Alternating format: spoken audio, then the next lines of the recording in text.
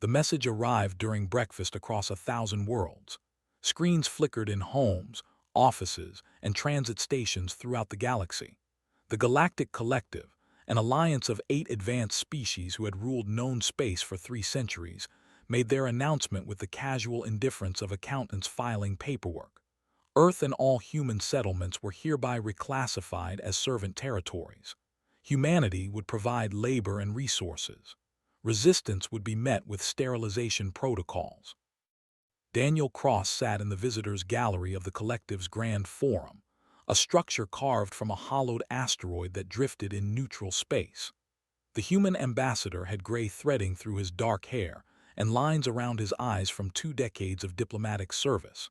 He wore a simple black suit while around him, representatives of dozens of species displayed their wealth through bioluminescent robes, gravity-defying jewelry, and engineered scents that marked status. The forum's speaker, High Chancellor Vrick, stood 3 meters tall on 6 legs. His chitinous body gleamed under the chamber's soft lighting.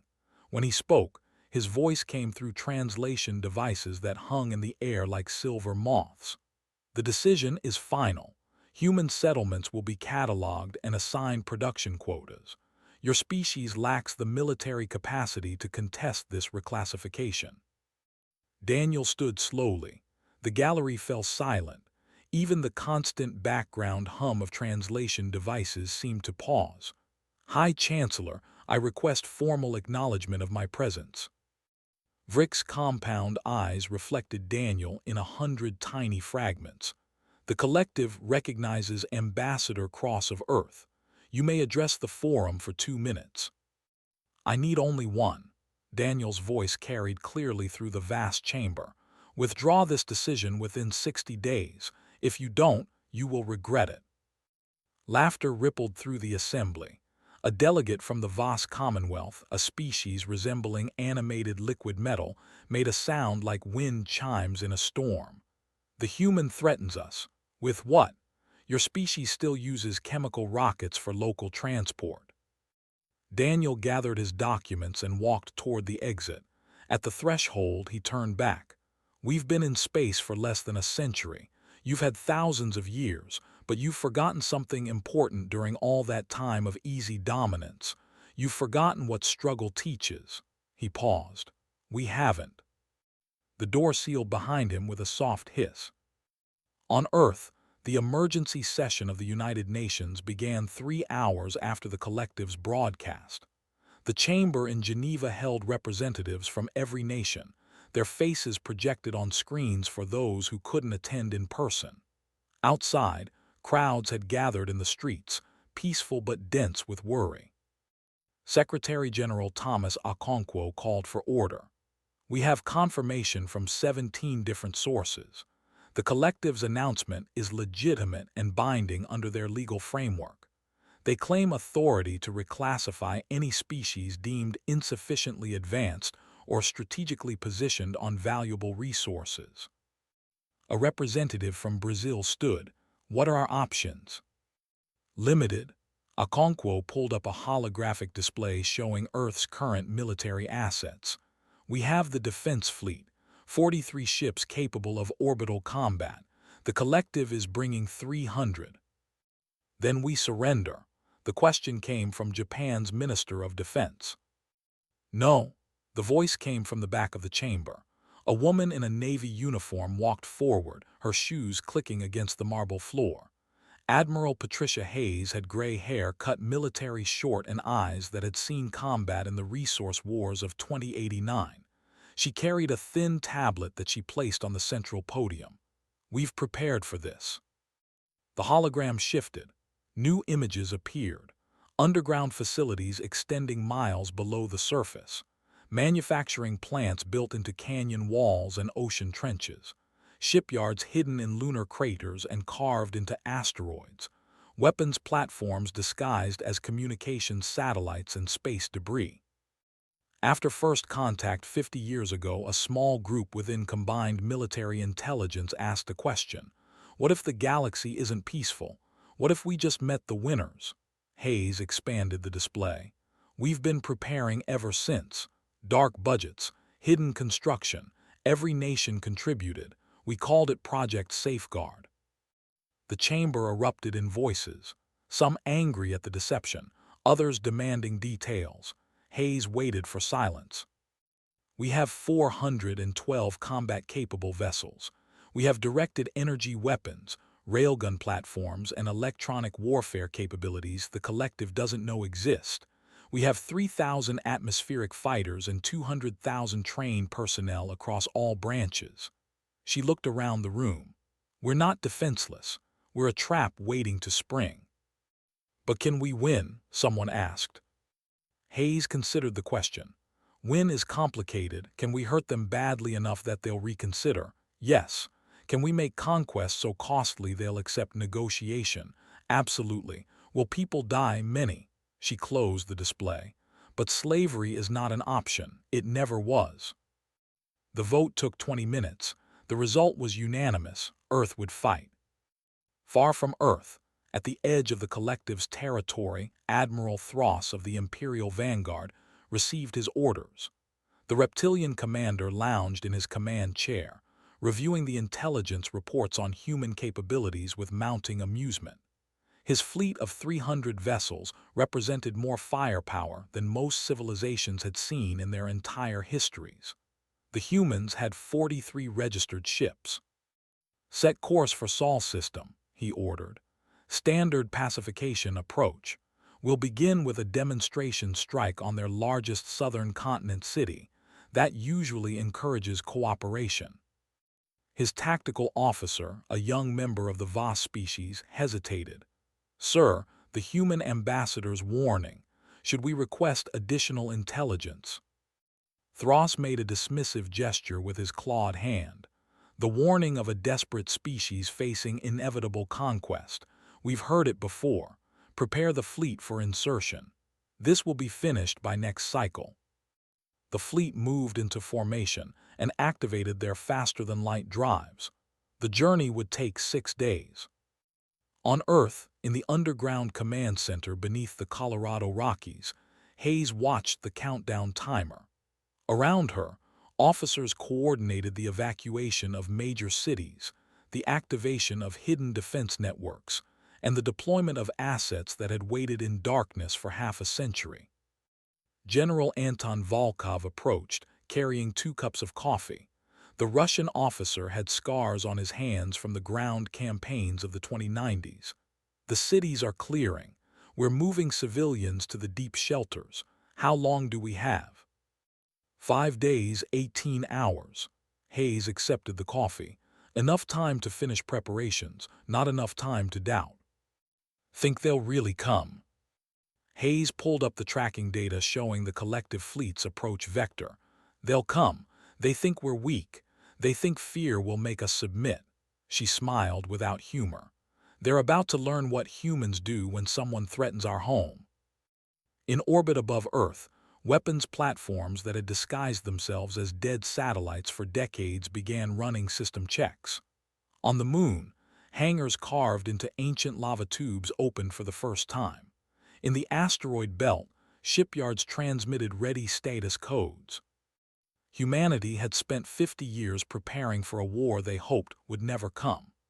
Now that war was 6 days away, and Earth was ready to show the galaxy what desperation and determination could build when given time and purpose. The trap was set, the collective was coming, and humanity was done being underestimated. Morning light crept across the North Atlantic, painting the waves in shades of gold and amber. The fishing vessel Nordic Star rode the gentle swells, its crew hauling nets in the pre-dawn cold.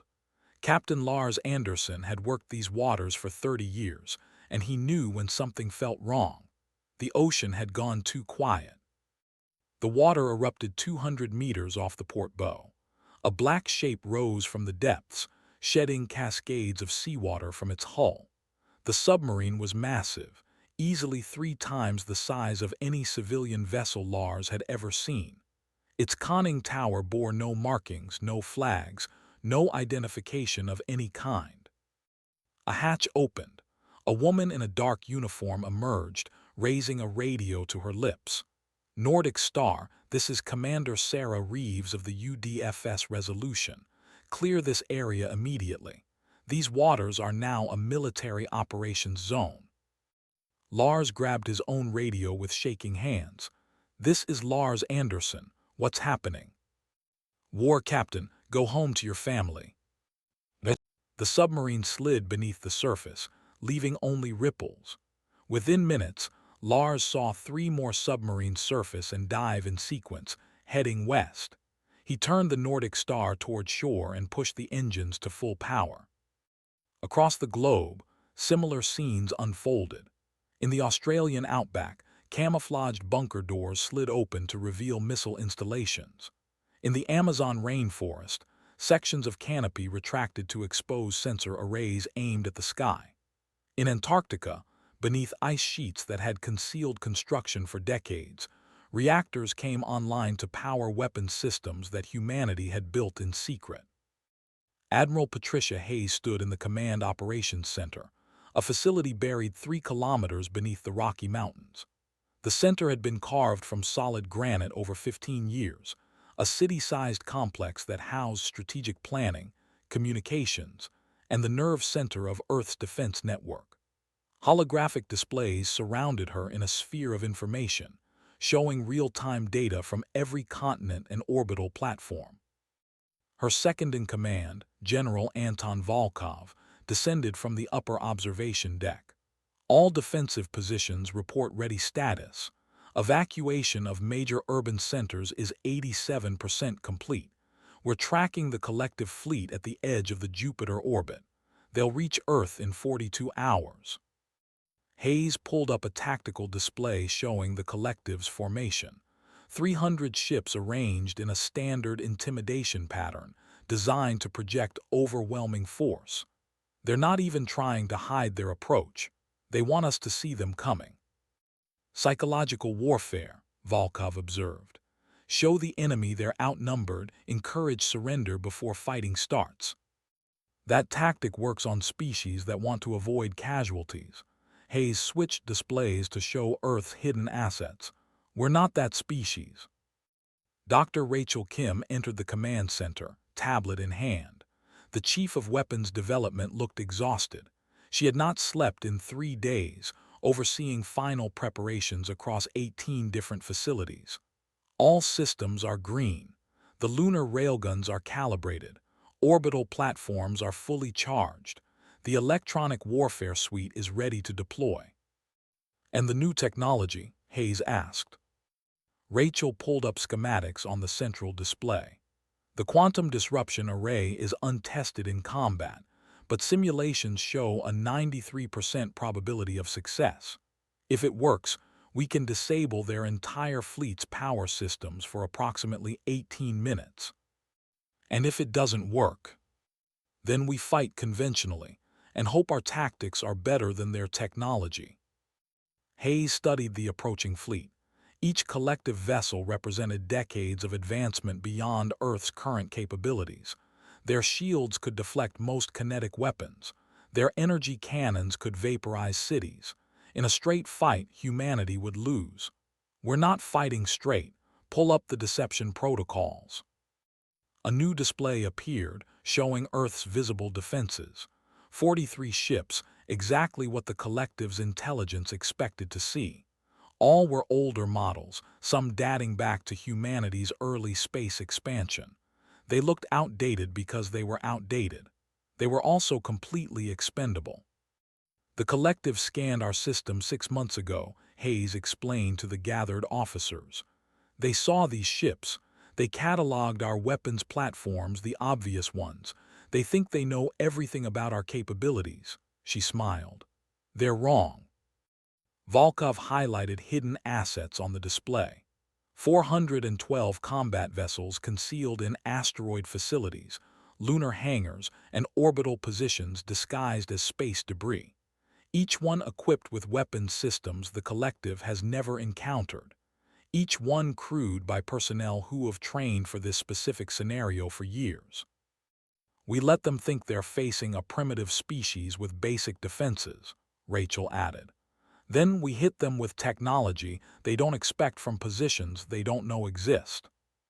A communications officer called out from her station. Admiral, we're receiving a transmission from the collective fleet. They're broadcasting on all civilian frequencies. Put it through.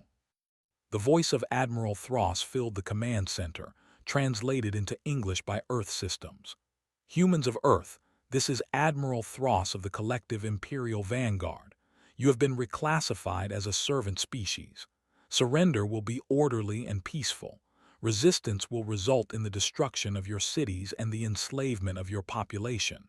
You have 12 hours to broadcast your compliance. This is your only warning. The transmission ended. Hayes looked around the command center at the men and women who represented every nation, every culture, every part of humanity. Prepare a response. The communications officer nodded. What should we say? Nothing. We'll answer with actions, not words. 42 hours later, the collective fleet emerged from faster-than-light transit at the edge of Earth's solar system. Admiral Thross reviewed the tactical displays with satisfaction. The human vessels, all 43 of them, had clustered in orbit around their planet in a defensive formation. Predictable, pathetic. Deploy forward scouts, Thross ordered. Standard approach. I want visual confirmation of major population centers before we begin demonstration strikes. His tactical officer highlighted a city on the southern continent. Sydney, Australia, population 4 million, large enough to make an impression, small enough to be acceptable collateral damage. Perfect. Prepare bombardment systems. We'll give them one more chance to surrender after they see what we can do. The collective fleet moved into attack formation, hundreds of vessels spreading across space in a pattern designed to prevent any escape. They advanced slowly, deliberately, giving the humans time to understand their situation. Thross had conducted 17 pacification campaigns. They all followed the same pattern: show overwhelming force, destroy something valuable, accept surrender, move to occupation. On Earth, in the command center, Hayes watched the collective fleets approach with cold calculation. They were positioning exactly as the simulations had predicted: arrogant, confident, completely unprepared. All positions confirm ready, Volkov reported. Lunar batteries locked on target, orbital platforms armed, fleet elements standing by. Hayes watched the countdown timer. The collective fleet was 15 minutes from weapons range. Execute deception protocols. Make it look good. In orbit, the 43 visible human ships began broadcasting distress signals and emergency transmissions. Civilian channels filled with pleas for mercy, recorded messages designed to sound like a panicking population. The ships began moving erratically, as if their crews were arguing about whether to fight or flee. Thross watched the chaos with satisfaction. They're breaking, prepare to accept their surrender. Then his weapons officer called out a warning. Sir, detecting energy spikes across the lunar surface. Before Thross could respond, the moon's dark side lit up with weapons fire. Railgun rounds, accelerated to a significant fraction of light speed, streaked across space. The first salvo struck 3 collective ships before their shields could adjust.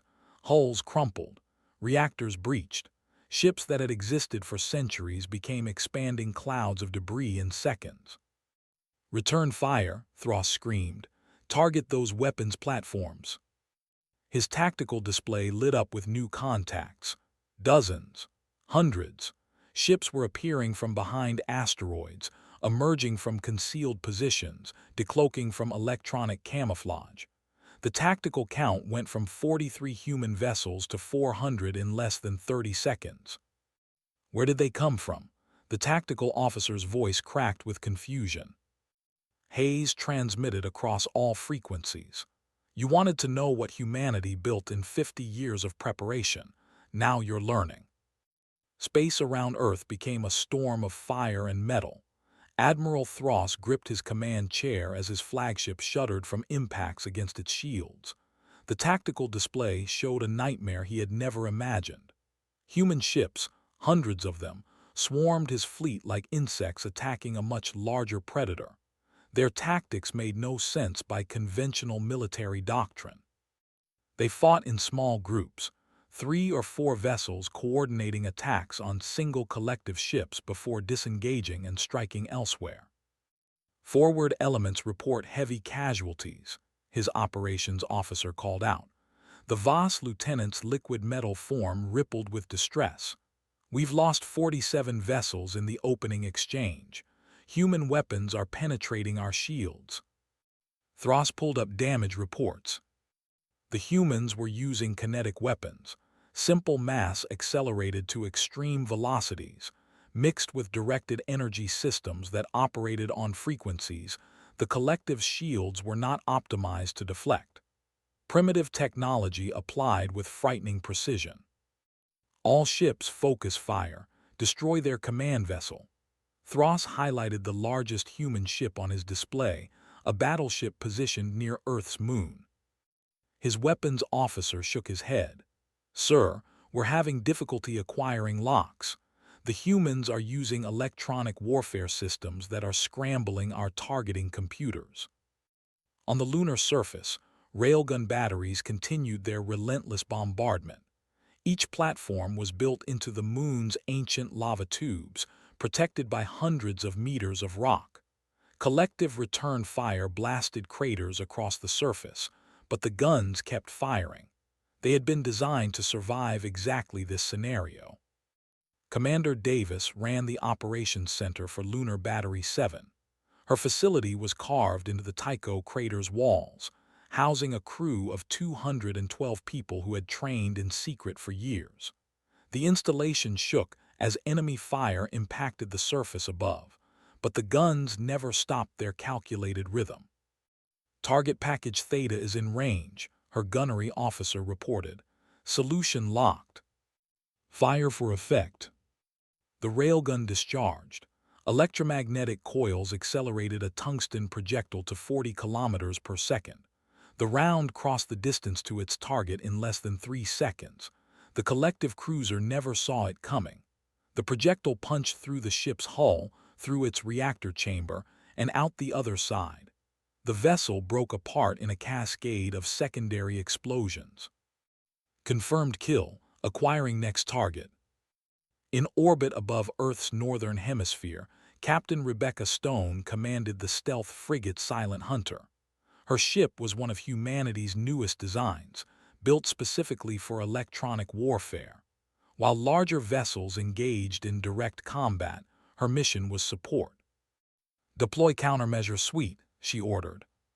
Her operations officer triggered systems that flooded local space with electromagnetic noise, false sensor readings, and communications jamming. Collective ships suddenly found themselves operating blind, their sophisticated sensors overwhelmed by signals that made it impossible to distinguish real targets from phantoms. A collective destroyer, attempting to lock weapons on a human cruiser, instead fired at empty space. Before its crew could correct their error, 3 human frigates appeared from different angles and launched missiles. The destroyer's shields collapsed under the simultaneous impacts. Its hull cracked open, venting atmosphere and bodies into space. Admiral Thros realized his fleet was losing. The understanding came with the cold shock of water in the face. His force outnumbered the humans almost 2 to 1. His ships were technologically superior. But the humans fought with a viciousness and creativity his species had forgotten over centuries of easy dominance. All ships withdraw to Rally Point Delta. We need to regroup and reassess. His helmsman hesitated. Sir, withdrawing means abandoning forward elements. They'll be destroyed. If we stay, we'll all be destroyed. Execute the order. The collective fleet began a fighting retreat. Human vessels pursued, harassing the withdrawal with hit-and-run attacks that prevented any organized defense. Smaller collective ships that could not keep pace with the retreat found themselves surrounded and overwhelmed. In Earth's command center, General Volkov tracked the enemy withdrawal. They're breaking formation, retreating toward the outer system. Admiral Hayes resisted the urge to celebrate. Maintain pursuit but keep our ships within range of the moon's defensive umbrella. Don't let them draw us into an ambush. This is their first retreat, not their final defeat. Dr. Rachel Kim studied sensor readings from the engagement. Their shields are adaptive. Each time we hit them with a specific weapon frequency, they adjust. We're getting diminishing returns on our energy weapons. Then we switch tactics again. That's our advantage. We don't have one way of fighting, we have 100. Hayes pulled up communication channels to all fleet elements. All commands, this is Hayes. Excellent work. First blood is ours, but stay sharp. Wounded predators are the most dangerous. In the wreckage field that had been the front line, emergency beacons flashed from damaged ships. Both human and collective vessels drifted, their crews fighting for survival. Hayes made a decision that would echo through the rest of the war. Dispatch rescue operations, ours and theirs. Volkov looked at her with surprise. We're rescuing enemy personnel. We're fighting for our freedom, not for extermination.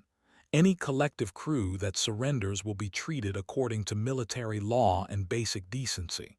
Make sure all commanders know this. The order went out across the fleet.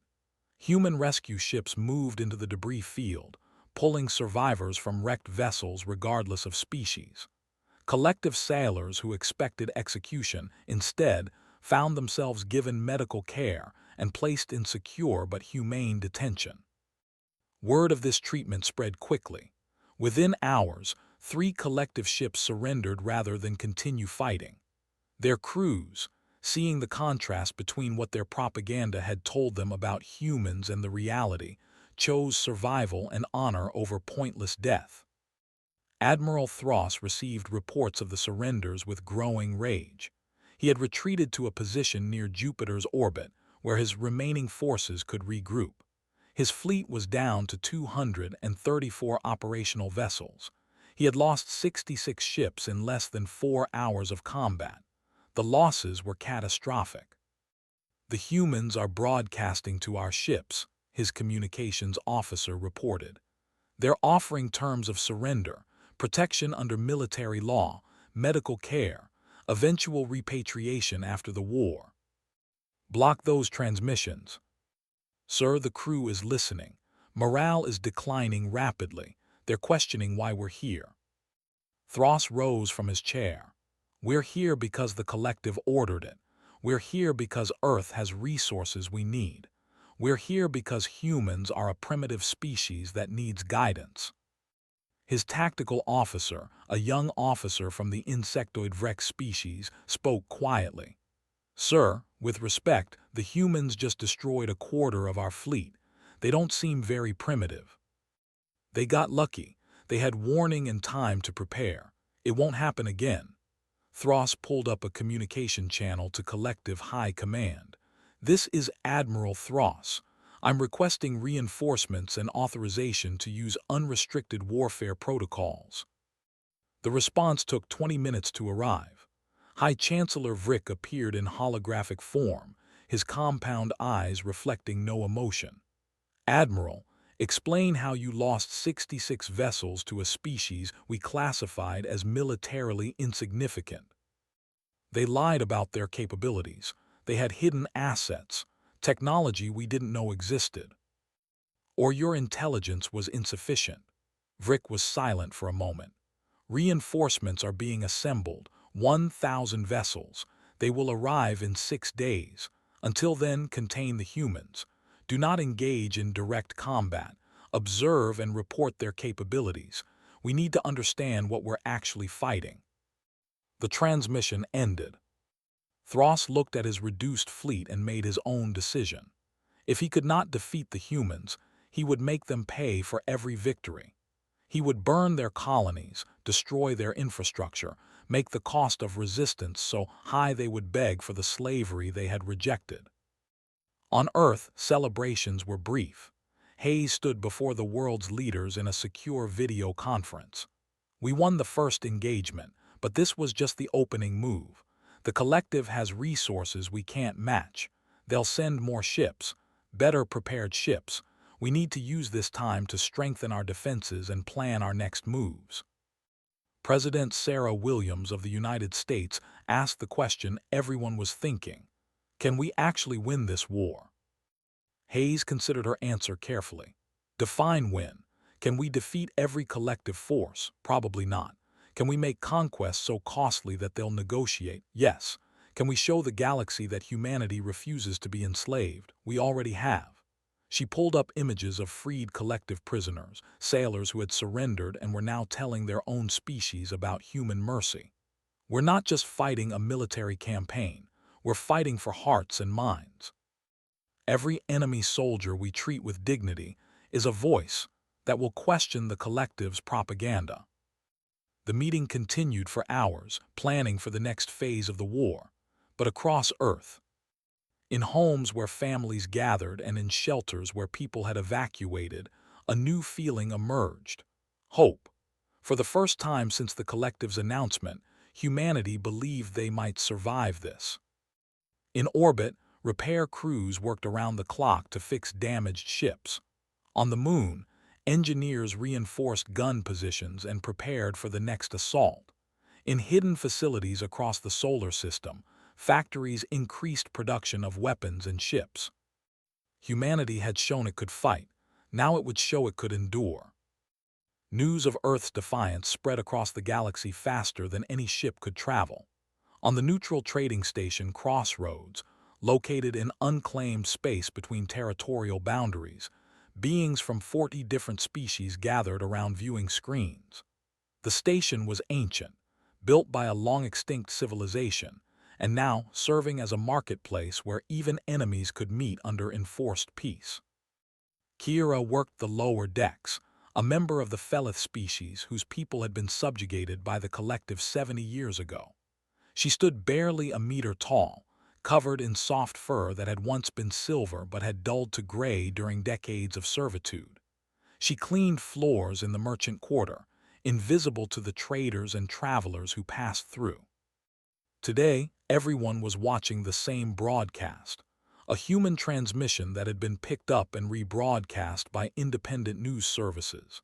Admiral Patricia Hayes stood before a camera, speaking directly to the galaxy. To all species under collective rule, we are humanity of Earth. 6 days ago, the collective declared us slaves. Today, we remain free. We destroyed 66 of their ships. We freed hundreds of their prisoners, and we're just getting started. Hayes paused. We're not fighting for conquest. We're fighting for the right to exist as equals. If you're suffering under collective rule, know that resistance is possible. Freedom is achievable. You are not alone. The broadcast ended. The crowd around the viewing screens began arguing immediately. Some dismissed it as propaganda. Others saw hope.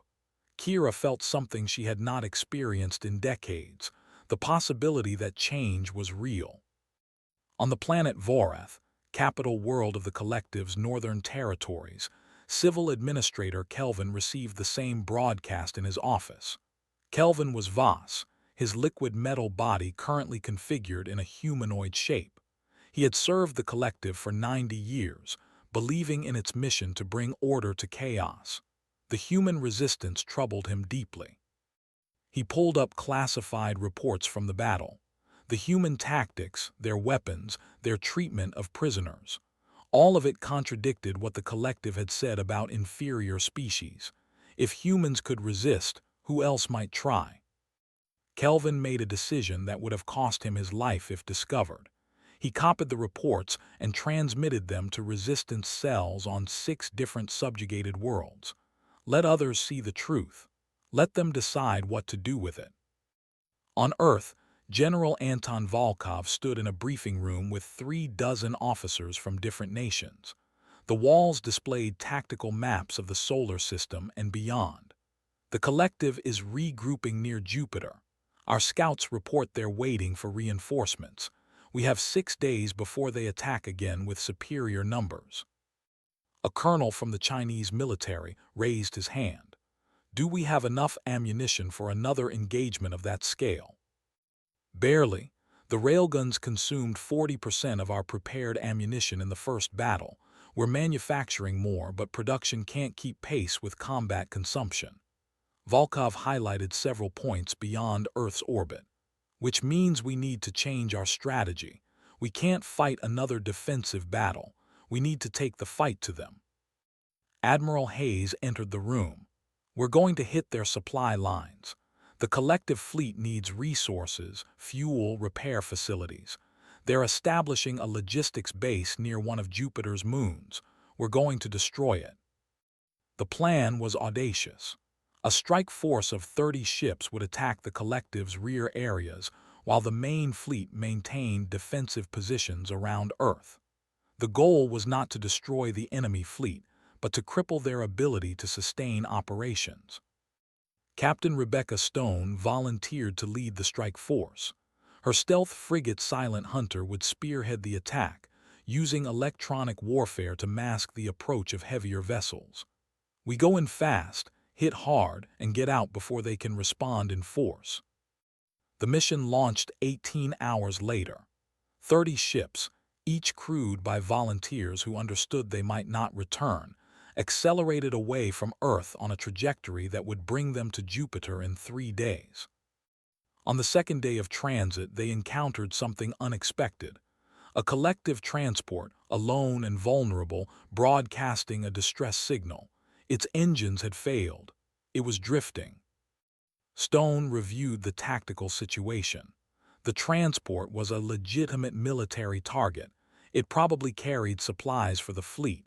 Destroying it would support their mission. But something about the situation felt wrong. Take us in closer.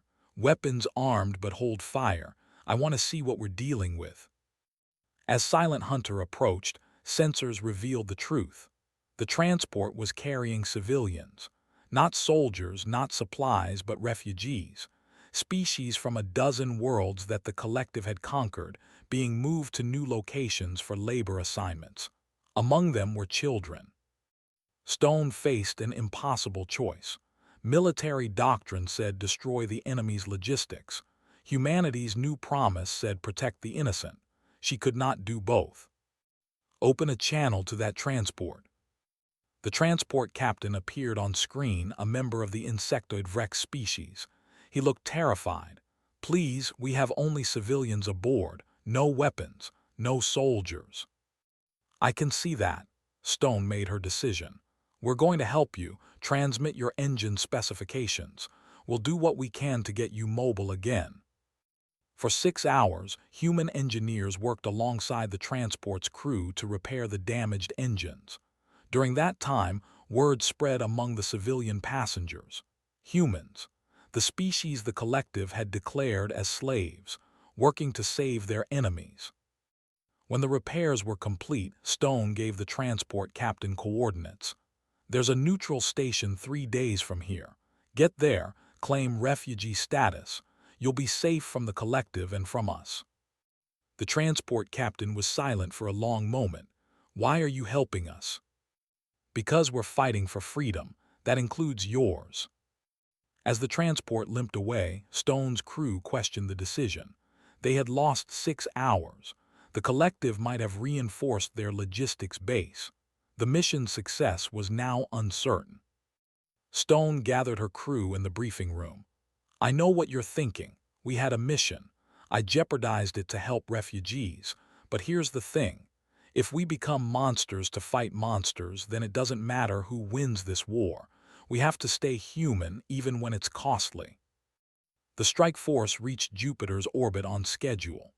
The collective logistics base was exactly where intelligence had predicted, a temporary facility built on one of the smaller moons. 3 dozen cargo vessels were docked, transferring supplies to the fleet. The attack was precise and brutal. Human ships emerged from electronic camouflage, destroyed the base's defenses, and systematically crippled every cargo vessel. Within 20 minutes, the collective supply line was severed. The strike force withdrew before reinforcements could arrive. But the mission's impact went beyond military logistics. The transport that Stone had rescued reached the neutral station and told their story. Within hours, it was spreading across underground networks that connected subjugated species throughout the galaxy. Humans had shown mercy. They had helped their enemies. They were different. On a mining world called Tertius, workers heard the story and stopped production for an hour in silent protest. On the agricultural planet Harvest, farmers deliberately slowed their work, citing the human example as inspiration. Small acts of resistance scattered across dozens of worlds. High Chancellor Vrick watched these reports with growing concern. The human problem was spreading beyond Earth. Their ideas were more dangerous than their weapons. In an emergency session of the collective's ruling council, he addressed the other leaders. "We cannot allow this to continue. Earth must be made an example. I'm authorizing the deployment of the Hammer Fleet. 1,000 vessels with unrestricted warfare protocols. If Earth will not submit, we will reduce it to ash." A dissenting voice came from one of the council members, a Voss administrator named Kelvin, who had recently been promoted to the council. "High Chancellor, our propaganda portrayed humans as primitive and weak. If we destroy them now, it proves they were never a real threat. But if they forced us to commit our Hammer Fleet, it proves they were powerful. Either way, we lose the narrative." "Then what do you suggest?" "Negotiation. Offer them terms. Autonomous status within the collective. Limited freedom in exchange for resources. If they refuse, we destroy them. But we try diplomacy first." Vrick considered this. Pride demanded immediate crushing retaliation, but strategic thinking suggested Kelvin might be right.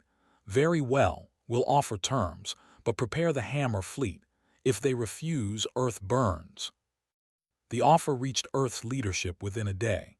Limited autonomy, resource sharing, a place in the collective as junior partners rather than slaves. In exchange, Earth would cease military operations and accept collective oversight. In the command center, Hayes read the terms with her senior staff. "They're scared.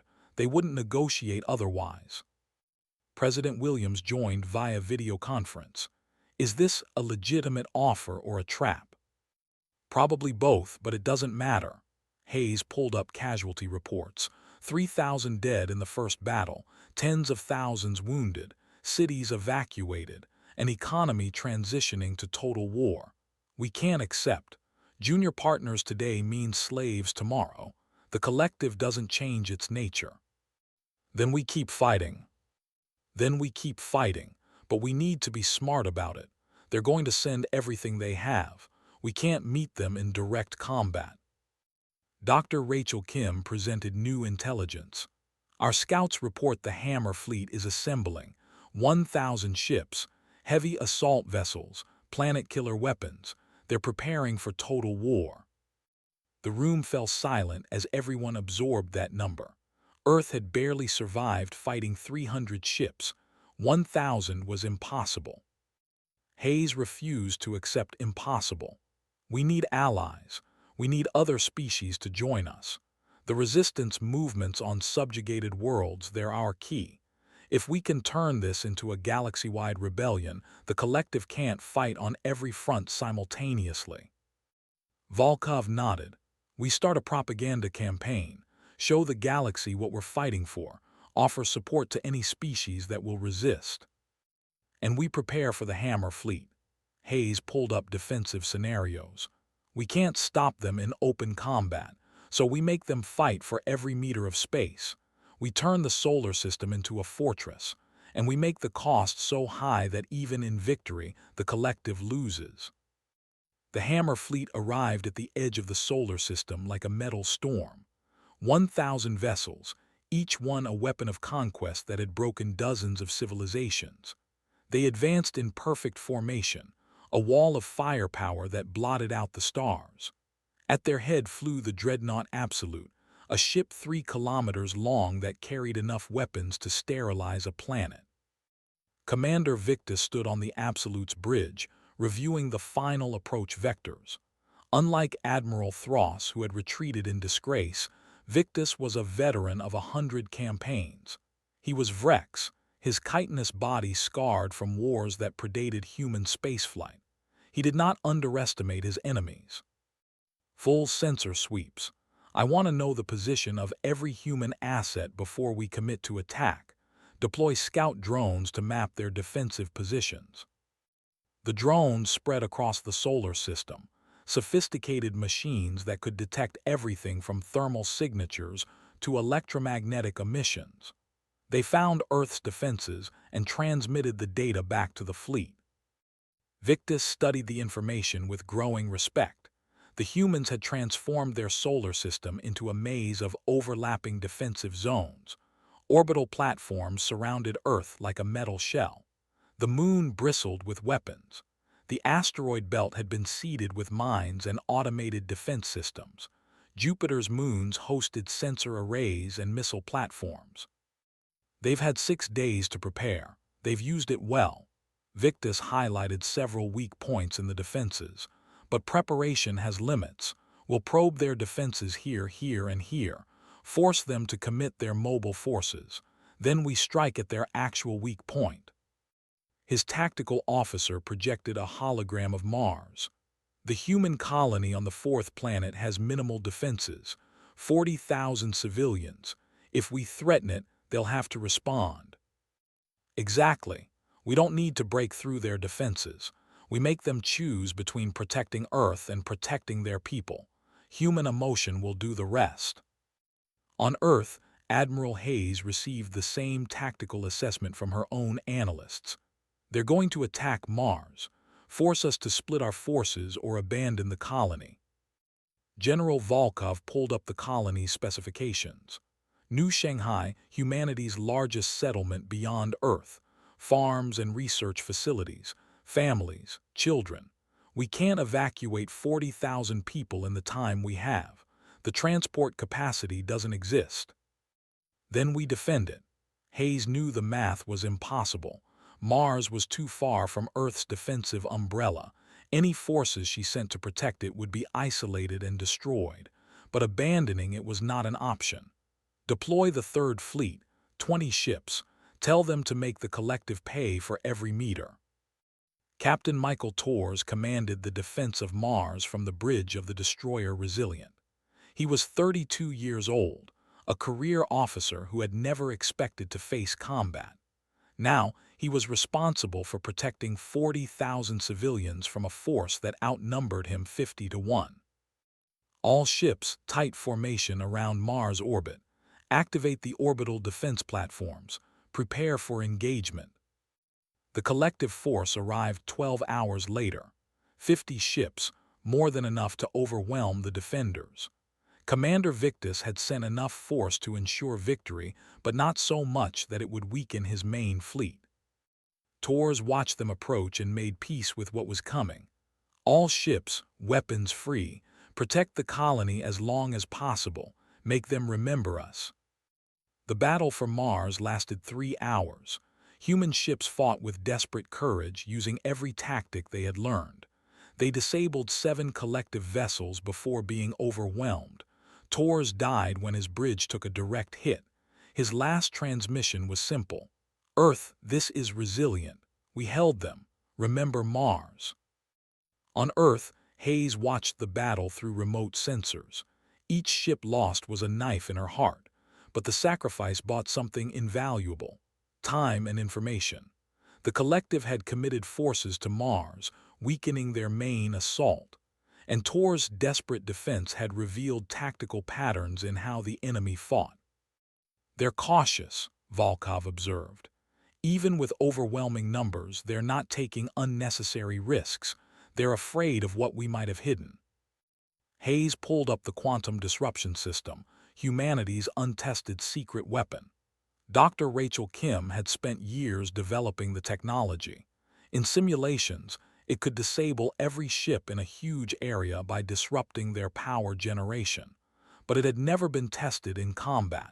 The risk of failure was enormous.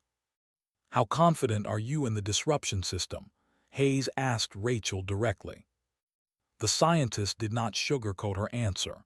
70%, maybe 80. There are too many variables. If it works, we can turn the tide. If it fails, we've wasted our best opportunity. And if we don't use it, then we lose by attrition. They have more ships, more resources, more time. We can hurt them, but we can't win a conventional war. Hayes made the decision that would define the rest of the campaign. Prepare the disruption system. We use it when the main fleet commits to attacking Earth. We'll only get one chance. The Hammer fleet advanced after securing Mars. They moved slowly, methodically, clearing mines and destroying automated defenses. Victus knew the humans were desperate. Desperate enemies made mistakes. He would be patient. 2 days later, the collective fleet reached the orbital space around Earth. The final battle was about to begin. Victus divided his forces into 3 groups. The first would engage Earth's orbital defenses. The second would suppress the lunar batteries. The third would stand ready to exploit any opening. All ships commence bombardment. Destroy their defensive platforms. Prepare for surface operations once orbital control is established. The battle began with a storm of fire. Collective ships poured weapons fire into Earth's defensive shell. Platforms exploded. Shields collapsed. The defensive network that humanity had built over 6 days began to fracture under overwhelming assault. On the Moon, Commander Davis felt her installation shake as enemy fire found its range. All batteries, continuous fire, target their capital ships, make every shot count. The railguns thundered, each shot crossing space in seconds. Several collective cruisers took damage, their shields overwhelmed by the kinetic impacts. But there were too many targets and not enough guns. Slowly, inevitably, the defensive batteries were being silenced. In orbit, the human fleet engaged in a fighting retreat. Captain Rebecca Stone pushed Silent Hunter through a gauntlet of enemy fire, her electronic warfare systems working overtime to jam targeting systems and create false sensor readings. But there was a limit to how much confusion she could generate. "They're adapting to our countermeasures," her operations officer reported, jamming effectiveness down to 40% and falling. Hayes watched the battle from the command center, tracking losses that mounted with every minute. She was losing. The math was brutal and clear. In another 2 hours, Earth's defenses would collapse. Then the bombardment of cities would begin. "Dr. Kim, is the quantum disruption system ready?" Rachel checked her displays. "Charged and targeted. But Admiral, once we activate it, they'll know we have the technology. If it fails, they'll adapt their systems and we'll never get another chance to use it." "If we don't use it now, there won't be another chance. Activate the system." Across the solar system, hidden installations came online. Humanity had seeded quantum disruption generators in asteroid facilities, on orbital platforms disguised as debris, in hardened bunkers on various moons. Each generator alone was weak. Together, they created a field effect that would blanket the entire battle space. Dr. Kim entered the activation code. Disruption field in 3, 2, 1, active. The effect was instantaneous and total. Every collective ship within the field suddenly lost power. Reactors shut down. Shields collapsed. Weapons went offline. Life support switched to emergency backup. 1,000 vessels became dead metal, drifting in space. Commander Victus felt his ship die around him. Emergency lighting activated, bathing the bridge in red. "What happened? Report." His chief engineer was working frantically at manual controls. "Unknown energy field disrupting our power generation at the quantum level. All reactors are offline. Attempting restart." "How long?" "Unknown. This technology is unlike anything in our database." On Earth, Hayes transmitted across all frequencies. "Collective Fleet, this is Admiral Patricia Hayes of Earth Defense Force. Your ships are disabled. You are defenseless. We can destroy you all." She paused. "We won't. Power down your weapons systems and prepare to be boarded. Any ship that attempts to restart weapons will be destroyed. You have 1 hour to comply." Victus understood his situation immediately. The humans had won. They had revealed a technology that made the entire collective fleet obsolete. He could try to restart his systems and fight, knowing his ships would be destroyed. Or he could surrender and save his crews. He had spent 70 years fighting for the collective, believing in its mission to bring order to chaos. But sitting in the dark, surrounded by disabled ships and thousands of lives depending on his decision, he realized something. The collective had sent him to enslave a species that had just shown mercy to a defenseless enemy. What did that say about the cause he served? "All ships, this is Commander Victus. Stand down, prepare for boarding, do not resist." Across the Hammer fleet, ship captains made the same decision. One by one, collective vessels powered down their weapons and waited for the humans to come. Hayes allowed herself one moment of relief before returning to the enormous task ahead.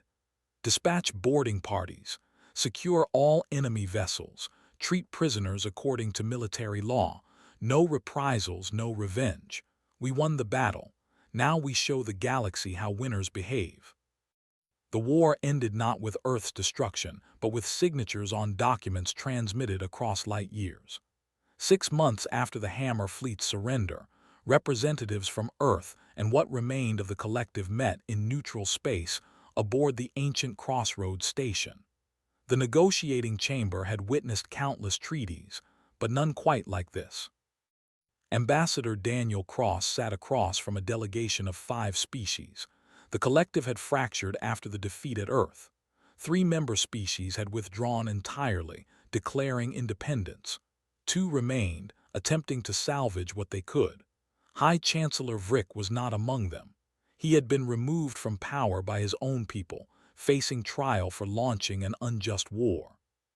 "The terms are clear," Daniel said, reviewing the treaty document. "The collective is dissolved as a governing body. All subjugated species are granted immediate independence. Reparations will be paid to damaged parties. And most importantly, no species may be classified as inferior or subjected to involuntary servitude." The lead collective negotiator, a Voss administrator named Kelvin, nodded slowly. His liquid metal form reflected the chamber's soft lighting. "We agree to these terms, but understand, Ambassador, the galaxy you're creating will not be peaceful. The collective brought order. Without it, there will be chaos. Maybe, or maybe there will be freedom, species finding their own way instead of being forced into someone else's vision." Daniel signed the treaty with a simple pen, an ancient human tool that seemed absurdly primitive in the high-tech chamber. "We'll take our chances with chaos over slavery." On Earth, the memorial gardens had been built on the site where the command center's main entrance stood. The underground facility remained operational, but its surface now featured a peaceful park with trees from every continent and a central monument listing names. 3,417 names. Every person who had died defending Earth from enslavement. Admiral Patricia Hayes walked the garden paths alone. She had retired from active service after the peace treaty, declining offers to lead the new Galactic Democratic Assembly's military forces. She was 63 years old and tired in ways that sleep could not fix. A figure approached along the path. Commander Victus, the Vrex officer who had led the Hammer fleet. He had remained on Earth after the surrender, choosing to face his role in the war rather than flee. He had been sentenced not to imprisonment but to service, working with refugee resettlement programs. "Admiral Hayes, forgive the interruption." "Commander, how are the resettlement efforts going?" "Slowly. There are millions of displaced beings across dozens of worlds. Finding them homes, helping them rebuild. The work will take years." Victus gestured to the memorial. "I wanted to ask, why did you spare us? After we came to destroy your world, why show mercy?" Hayes considered the question. "Because mercy is not weakness, it's the hardest strength. Killing you would have been easy. emotionally satisfying even, but it would have made us the monsters you were told we were. She looked at the names on the monument. These people died so humanity could remain free and remain human. That means holding to our values even when it costs us. The galaxy is changing because of your choice. Species that never resisted the collective are finding courage. Worlds that accepted subjugation are demanding freedom. Your mercy was more powerful than your weapons. Good, that's what we fought for. Victus bowed, a gesture of respect. For what it means, I am sorry. For the war, for the deaths, for believing the propaganda about human inferiority. Hayes met his eyes. Then honor their memory by helping build something better. That's all any of us can do. On a world called Liberty, formerly known as Tertius, the mining facilities had been converted to schools. Kira, the elderly Felith who had spent 70 years in servitude, now taught young beings from a dozen species about the history of the collective's fall. Her students were children of formerly enslaved peoples, learning about freedom for the first time. The humans did not save us, she told her class. They showed us we could save ourselves. There is a difference. They fought for their freedom and proved that resistance was possible, but each species had to choose freedom for themselves. A young student raised a hand. Teacher Kira, why do humans help us now? What do they get? That is the question many asked. The answer surprised everyone. They help because they believe it is right, not for profit or power or control. This is difficult for species raised under the collective to understand, but it is their truth. At Earth's primary university in Geneva, the halls were filled with students from 40 different species. The educational exchange program had become one of the most successful aspects of the post-war era. Young beings came to Earth to learn not just technology or science, but philosophy and ethics, and the strange human concept of universal rights. Professor David Chen taught a course on comparative political systems. Today, his classroom held students representing 15 species, all listening as he explained the principles that had guided Earth's resistance. The Universal Declaration of Sentient Rights, drafted after the war, contains one fundamental principle: no being may be enslaved. This seems obvious to you now, but remember, 6 months ago the galaxy's dominant power believed some species were naturally inferior. Changing that belief required both military victory and moral clarity. A student from the Vrex species asked, "Professor, humans are now the strongest military power in known space. Why do you not rule as the collective did?" Chen smiled. Because power without consent is tyranny. We learned that from our own history. Earth had empires, we had slavery, we had wars fought for dominance. We know where that path leads. We chose differently. In the Galactic Democratic Assembly's first session, representatives from 73 independent species gathered in a chamber designed for equality.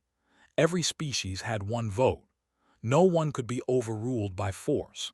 Disputes would be settled through debate and consensus, not military might. Daniel Cross represented Earth, sitting among delegates from worlds that had been enemies months before.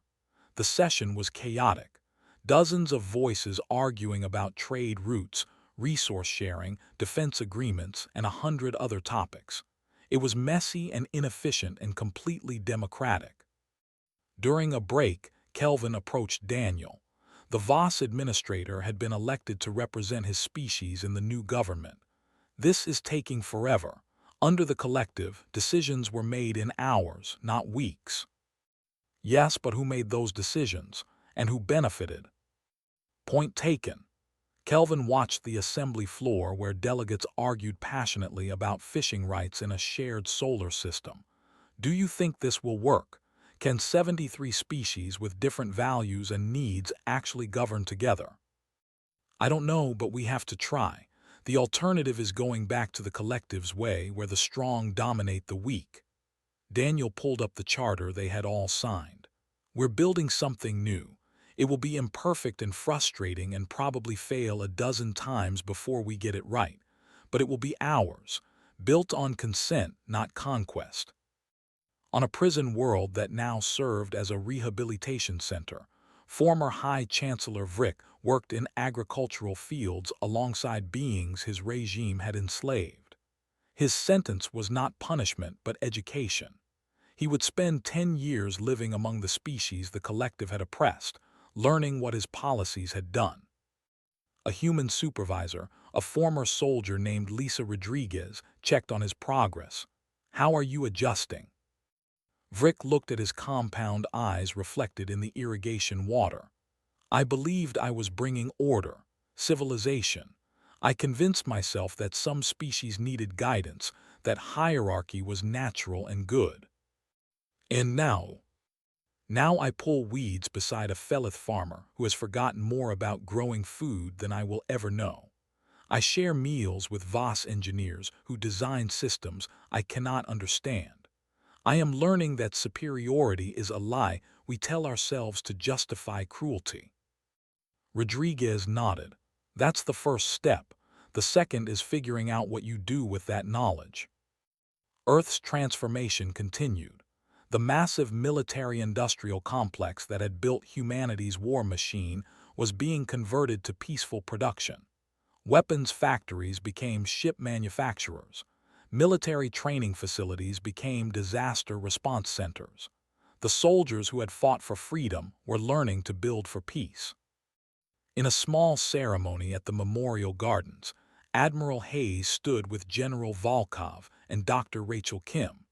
They were presenting medals to the crew of the Silent Hunter, recognizing their mission to rescue collective refugees during the war.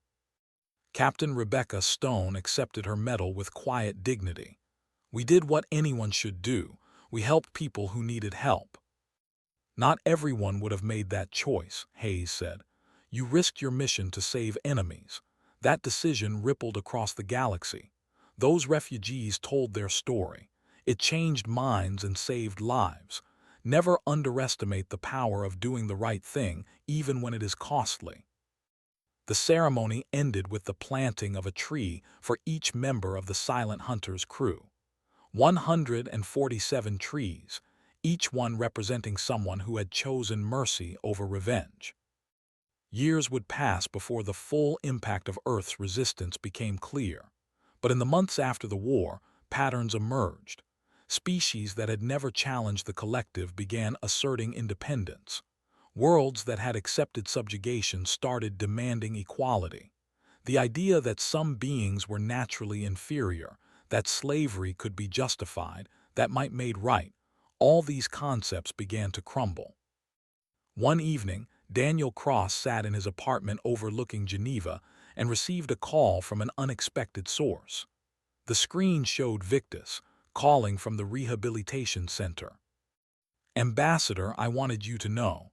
I have been writing a history of the war from the collective's perspective. When it is published, many of my people will hate me for it. But the truth needs to be told." "What truth is that?"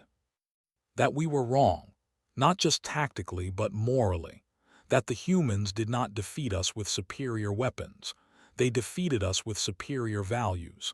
And that defeat was the best thing that ever happened to the galaxy." Daniel considered this. "History will judge us all. I hope it judges us by what we built after the fighting stopped, not just by who won the battles."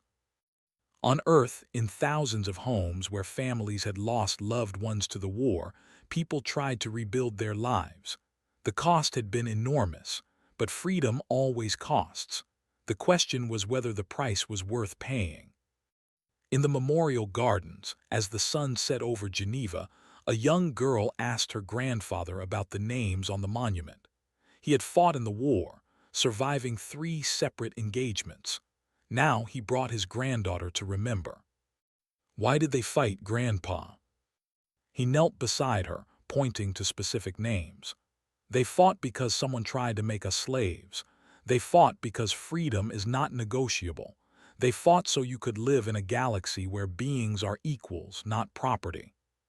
"Did we win?" He looked at the gardens, at the diverse species walking the paths in peace, at the ships from 100 worlds arriving not as conquerors but as friends. We're still winning. Every day we choose to be better than those who tried to break us. The galaxy would never return to what it was before Earth's resistance. The old order where the strong dominated the weak without question had been shattered. In its place, something new and uncertain was growing. A community of equals, imperfect, chaotic, struggling with the challenges of freedom. But free. And that made all the difference.